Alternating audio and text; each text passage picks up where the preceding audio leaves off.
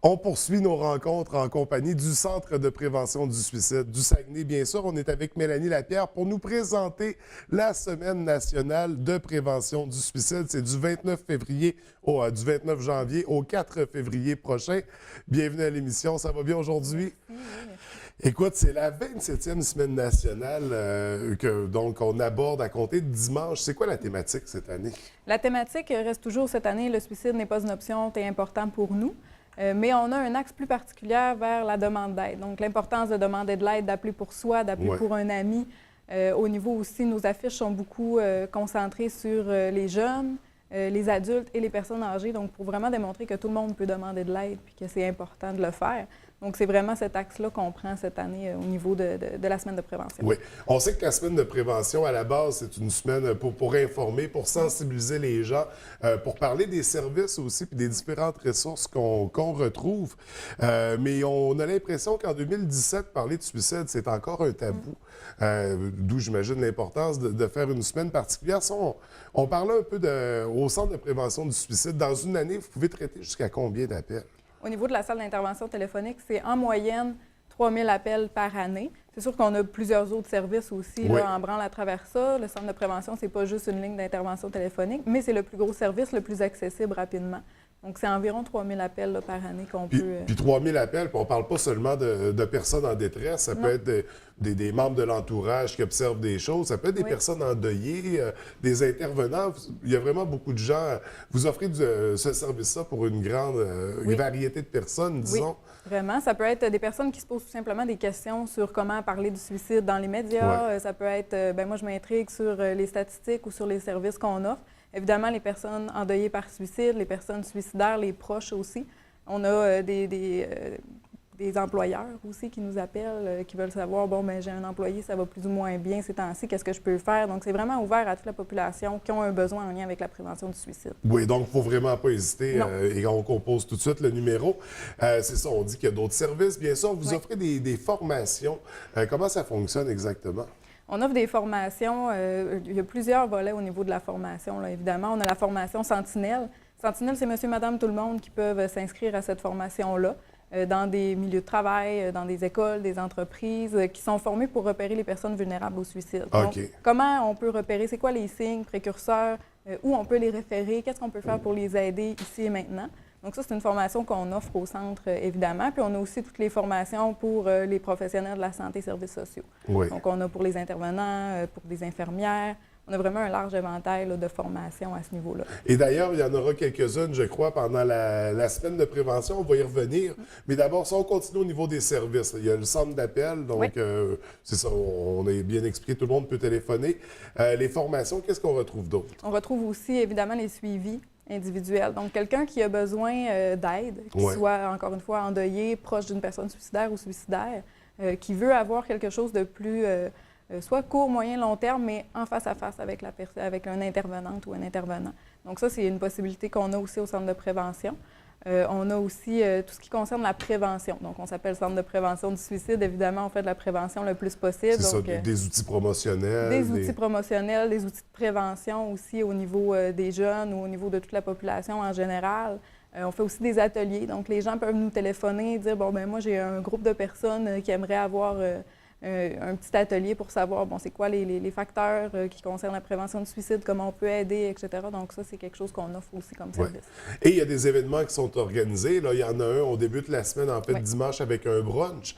Comment ça va se dérouler? Comment ça se déroule? En fait, c'est la première activité de la semaine de prévention du suicide, donc dimanche le 29 janvier. C'est un brunch témoignage pour les personnes endeuillées par suicide. Donc, on prépare la semaine comme ça parce que c'est une semaine qui est chargée en termes d'émotions aussi pour les personnes qui ont vécu un deuil par suicide. Donc, on commence toujours par cet événement-là.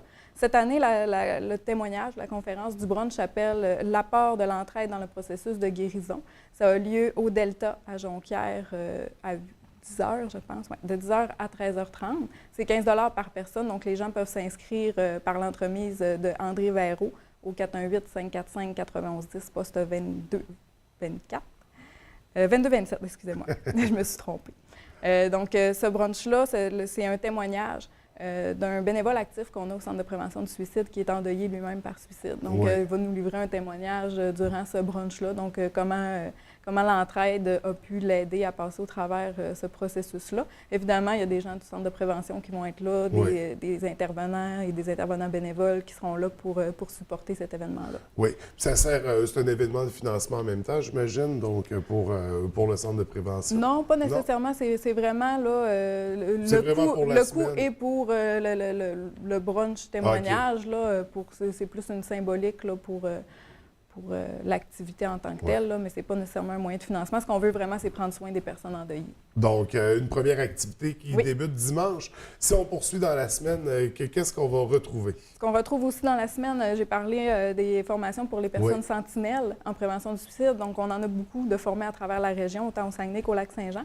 Donc, lundi, le 30 janvier, on a toute la journée prévu des ateliers de formation pour ces sentinelles-là qui sont formés. Donc, on a au Delta lundi matin à 8h30, puis au complexe Jacques-Gagnon d'Allemand à 13h30. Donc, les personnes sentinelles qui veulent s'inscrire peuvent le faire par le biais de moi-même au 545-9110, encore une fois, poste 22-21. Donc, encore une fois, c'est notre bénévole actif endeuillé par suicide qui sera là pour livrer une conférence, un témoignage, sous le thème « Accueillir et comprendre un proche en deuil à la suite d'un suicide ». Puis, il sera accompagné de Martin Taché, qui est thanatologue pour l'Alliance funéraire du Royaume aussi. Donc, ils feront un peu là, un petit topo sur qu'est-ce que c'est, comment est-ce qu'on fait pour accueillir ces personnes-là, parce que c'est particulier quand on revient au travail, par exemple, après un deuil par suicide, bien, les collègues, comment ils peuvent réagir, tout ça. Donc, ça va être un peu là-dessus. Donc, c'est la deuxième activité de la semaine, la deuxième grosse activité. Sinon, pour toute la semaine, on est nouvellement sur notre page Facebook au CPS 02 ou Centre de prévention du suicide SLSJ.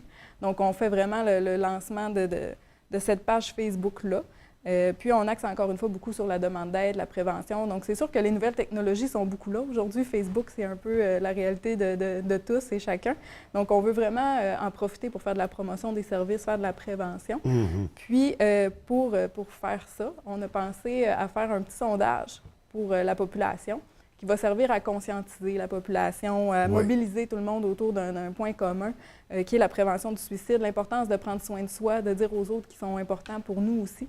Donc, ce sondage-là va commencer dimanche le 29, mais va s'étaler jusqu'à la fin du mois de février, jusqu'au 26. Puis, les gens vont pouvoir aller participer à ce sondage-là sur nos pages Facebook, Centre de prévention du suicide, mais aussi sur les pages de Bell Media. Puis, il va y avoir des tirages qui vont se faire hebdomadaire, à chaque semaine, là, dans le fond. Puis, des tirages qui se veulent un peu qu'on veut prendre soin de vous, comme collectivement, qu'on veut prendre soin de chacun. Donc, c'est des petits tirages douillets, détente, plaisir. Donc, c'est un peu ce qu'on lance cette année. Évidemment, il y a le concours affiche qu'on parle aussi souvent durant la semaine, donc qui s'échelonne sur toute une année. Les gens qui veulent profiter de cette occasion-là pour sortir leur talent d'artiste, nous envoyer des dessins ou des montages qui vont pouvoir être diffusés à travers la région aussi pour la prévention du suicide. Donc, beaucoup de choses qui se passent avec le Centre de prévention du suicide. Bien sûr, ces informations-là, on les retrouve par l'intermédiaire de la page Facebook, du site Internet également. Page Facebook, on rappelle, c'est CPS 02 ou Centre de prévention du suicide SLSJ. Il y a le lien direct vers notre site Internet également. Puis, on n'oublie pas le 1866 appel aussi si on a besoin d'aide. Et on répond au sondage à compter de dimanche, donc jour 1 de la semaine de prévention. On assiste au brunch également, bien sûr. Écoute, merci d'avoir pris le temps de venir nous en parler. Je pense que c'est important d'en parler puis de diffuser ces informations-là. On vous souhaite une belle semaine, une belle année également, puis on se revoit bientôt pour la prochaine activité. Oui, merci beaucoup. Merci, bonne journée. Merci.